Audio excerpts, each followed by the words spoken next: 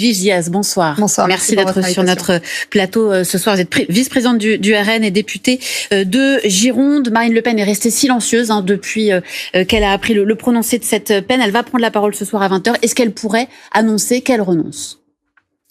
Non, parce qu'on verra. C'est vrai qu'elle prendra la parole ce soir sur TF1 à 20h. Demain matin, ce sera Jordan à 8h10 sur CNews. Moi, je l'ai vu tout à l'heure. Marine Le Pen est égale à elle-même. Elle est combative, déterminée, même si on n'écarte pas que cette décision de justice est une véritable déflagration. Moi, je voudrais d'abord lui adresser mon soutien et je voudrais aussi dire que nous avons été très touchés par le flot continu de messages de soutien que nous avons reçus de la part de nos électeurs, mais aussi de la part de citoyens engagés. Et puis, il y a une profonde indignation aussi. De très nombreuses personnes nous disent qu'est-ce que c'est que cette justice qui pose la question, on s'interroge, il y a des gens qui nous disent, est-ce que la justice essaye pas d'agir, c'est-à-dire de vous empêcher de vous présenter à une élection, empêcher de gagner cette élection, là où nos adversaires ont échoué. Donc en tout cas, je vous relaye un certain nombre d'interrogations qui ont été formulées par nos concitoyens. Détournement de fonds publics, elle dit, sans aucune ambiguïté possible, elle dit le tribunal, c'est pas une décision politique. D'accord, mais il y a un appel, donc c'est la loi. Nous avons fait appel, donc nous sommes pour l'instant présumés innocents, c'est l'état de droit. D'accord. Toute personne, quand allons-nous tirer les leçons et mettre en place l'inéligibilité à vie pour tous ceux qui ont été condamnés pour des faits commis grâce ou à l'occasion de leur mandat, déclaration de qui ? De Marine Le Pen. D'accord. En 2013. Oui, après l'appel, ce qui n'est pas le cas aujourd'hui.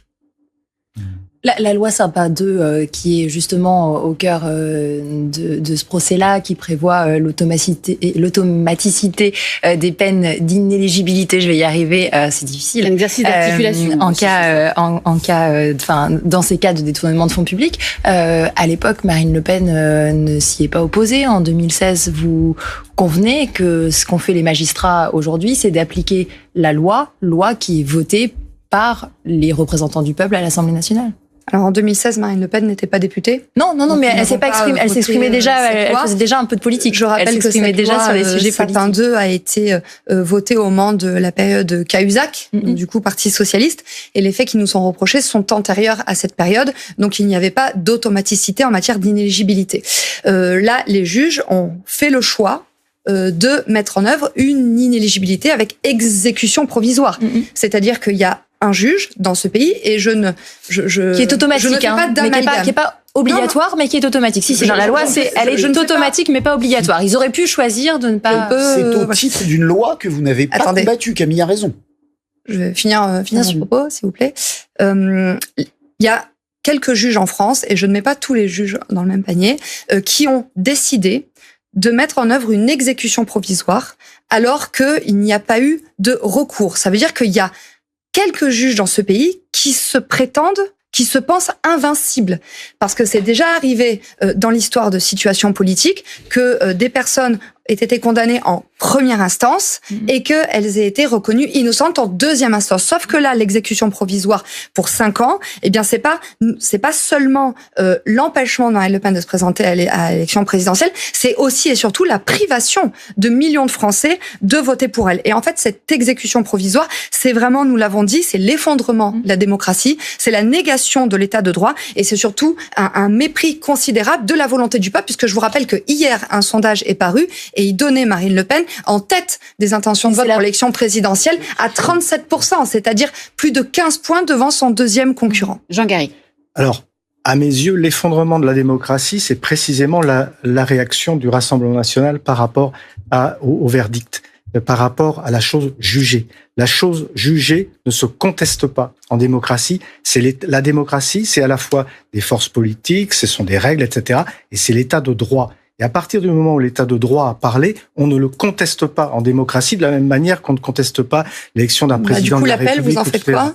Déclaration des droits de l'homme et du citoyen, c'est pas l'état de droit, ça ? Non, parce que dans le cadre de cette incrimination qui était celle de ce détournement de fonds publics, que j'aurais apprécié que le Rassemblement national admette et surtout condamne. Mais non, en fait, monsieur, nous sommes innocents.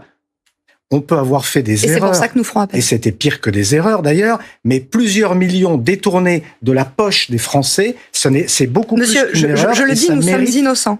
Mais non, mais vous ne pouvez pas dire que vous êtes innocent, Oui, puisque monsieur. tout le réquisitoire du procès l'a montré, c'est documenté, il y a eu effectivement ce détournement. Monsieur, vous pourrez tenir ces propos quand il y aura eu l'appel qui aura été prononcé. Mais, sauf en l'occurrence, mais après, on peut dire que vous avez été reconnu coupable de détournement de fonds publics. Nous faisons appel, donc nous sommes et que appel en précisant que vous avez fait appel. Et nous faisons appel, mais et nous ferons appel parce que nous nous estimons innocents. Mais la question de Jean Garry, elle est intéressante sur la stratégie de défense, parce que sur la question de l'exécution provisoire, donc de l'application immédiate, une des justifications mises en avant par les magistrats, c'est que c'est une disposition qu'on utilise souvent, qui est très souvent utilisée par ailleurs, et qui généralement permet d'éviter la récidive. Voilà. On réitère les faits. En l'occurrence, il y a eu aucune.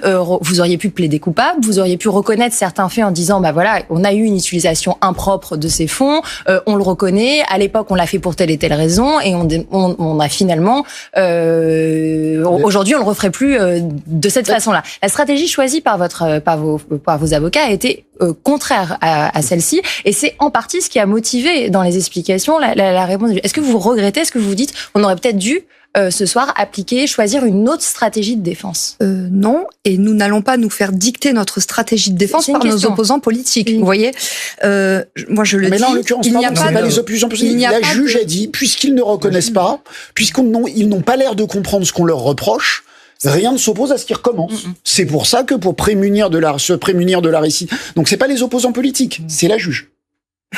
Mais je sais pas quoi vous dire en fait, tellement votre vision est ou biaisée ou teintée de mauvaise foi. Moi, ce que je veux vous dire, c'est que nous disons que nous sommes innocents. Il n'y avait aucun risque de récidive tel qu'elle a été alléguée par la magistrate, parce qu'en fait Marine Le Pen n'est plus députée européenne, elle n'est plus présidente du parti. Donc en fait, il n'y a aucun risque de récidive, et nous n'allions pas plaider coupable, alors que je le dis, nous sommes innocents. Et ce qui nous fait dire que nous sommes innocents, et c'est pour ça que nous faisons appel, parce qu'en fait là, il s'agit juste d'un désaccord administratif sur le rôle des collaborateurs parlementaires de députés européens qui sont dans l'opposition. Donc non, nous n'allons pas dire que nous avons reconnu des erreurs, puisque nous n'avons pas fait d'erreur en réalité. Edwige Diaz, qui serait le mieux placé si Marine Le Pen devait renoncer, alors que le sujet a été plutôt tabou chez les cadres du RN? Louis Alliot a glissé ce matin, juste avant le jugement. Il ne fait pas mystère aujourd'hui. Jordan Bardella serait le mieux placé, évidemment, pour succéder à Marine Le Pen à une candidature à la présidentielle. Est-ce que vous êtes d'accord? Non, mais c'est une question à laquelle nous ne souhaitons pas répondre pour l'instant, parce que je vous le dis, nous avons fait appel. Il peut se passer encore beaucoup de choses en 2 ans. Ce que je peux vous dire, et pour rassurer aussi nos électeurs, c'est que nous serons, le Rassemblement national sera sur la ligne de départ en 2027, avec la ferme intention de remporter cette élection présidentielle et aussi de remporter les élections intermédiaires, et je pense notamment aux élections municipales. Et je voudrais remercier les électeurs du Rassemblement national qui, depuis ce matin, sont très mobilisés à la fois pour adhérer au Rassemblement national et aussi pour signer la pétition qui a été mise en ligne par le parti tout à l'heure. Edwige Diaz, vous avez fait appel, vous le dites, et effectivement, Marine Le Pen peut obtenir un autre jugement. Mais est-ce que vous pouvez attendre le résultat par efficacité politique pour vos électeurs, justement?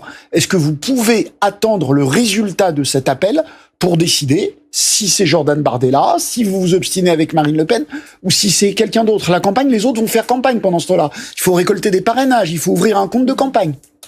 Oui, mais en fait, je pense que la priorité de nos adversaires, c'est essayer d'avoir une ligne politique, vous voyez, une colonne vertébrale, ce qui n'est pas le cas pour l'instant. Nous, au Rassemblement national, je vous l'ai dit, nous alignerons un candidat sur la ligne de départ. Moi, je souhaite évidemment que ça soit Marine Le Pen. Et en termes d'efficacité politique, vous savez, on en a. On en a sur le terrain, on en a à l'Assemblée nationale, nous en aurons au moment des élections municipales, et j'appelle à l'engagement de citoyens, de nos électeurs. Donc, vous voyez, ne vous inquiétez pas, on ne va pas rester sans rien faire pendant 2 ans. Je vous ai dit que je répondrai pas à la question pour l'instant, parce que ça n'est pas d'actualité. Louis Alliot dit oui, il serait tout à fait prêt.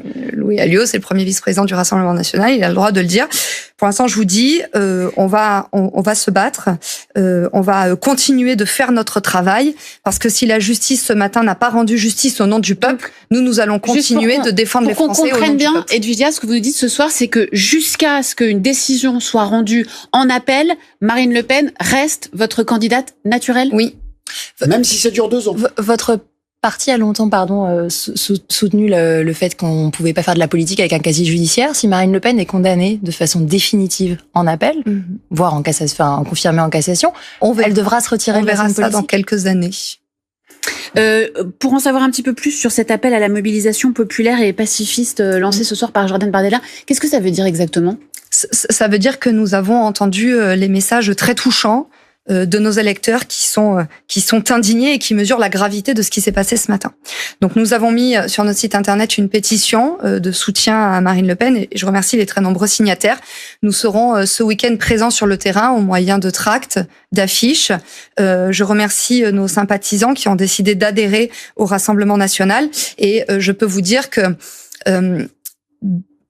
notre détermination à défendre les Français s'est décuplée, s'est démultipliée parce que beaucoup de Français s'interrogent légitimement dans quel pays nous vivons. Un pays qui ferme une chaîne de télévision, un pays qui met un ancien président de la République sous bracelet électronique et aujourd'hui un pays qui empêche la favorite à l'élection présidentielle d'être candidate. Moi, je vais vous le dire, je comprends la colère des Français qui estiment qu'aujourd'hui la France n'a plus aucune leçon de démocratie à donner à qui que ce soit. Au-dessus des lois, Marine Le Pen et Nicolas Sarkozy ?